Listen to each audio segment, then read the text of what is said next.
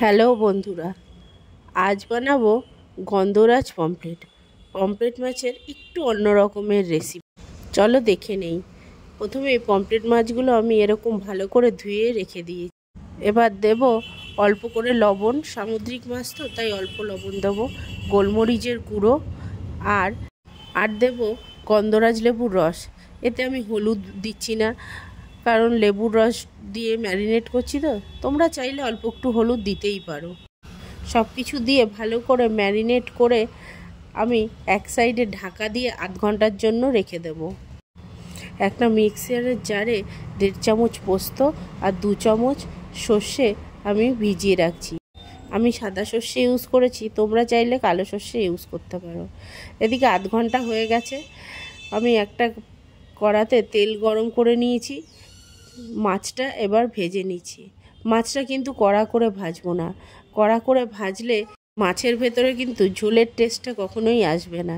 তাই চেষ্টা করব যতটা সম্ভব হালকা করে ভেজে নেওয়ার। আমার মোটামুটি এপিট ওপিট করে হালকা করে ভাজা হয়ে গেছে।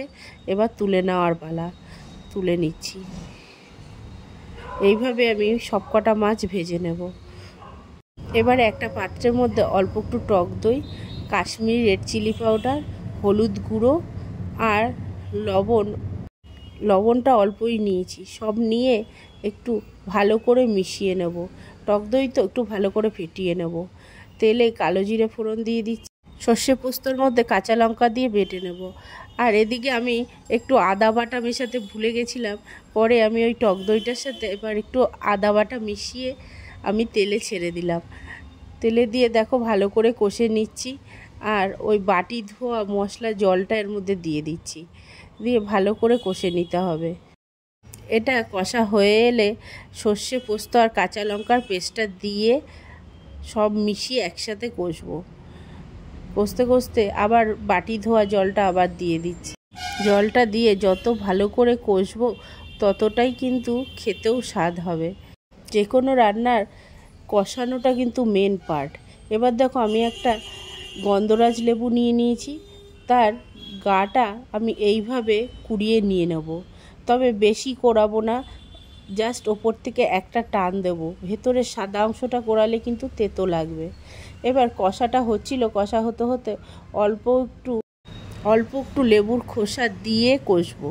কষে নিয়ে হালকা গরম জল ঢেলে দিলাম ঝোলের জন্য, আর অল্প একটু চিনি দিয়ে দিলাম পুরো টক ব্যাপারটাকে ব্যালেন্স করার জন্য। ঝোলটা ফুটে যেতে মাছগুলোও ছেড়ে দিচ্ছি। এর মধ্যে আবার একটু কোরানো লেবুর খোসা দিয়ে এবারে ঢেকে দেব। এতে ফ্লেভারটা পুরো মাছের মধ্যে চলে আসবে। 10 মিনিট পরে ঢাকাটা খুলে একটু গন্ধরাজ লেবুর রস মিশিয়ে দিলাম। এবারে পুরোপুরি রেডি আমার গন্ধরাজ পমফ্রেট। তোমাদের কেমন লাগলো?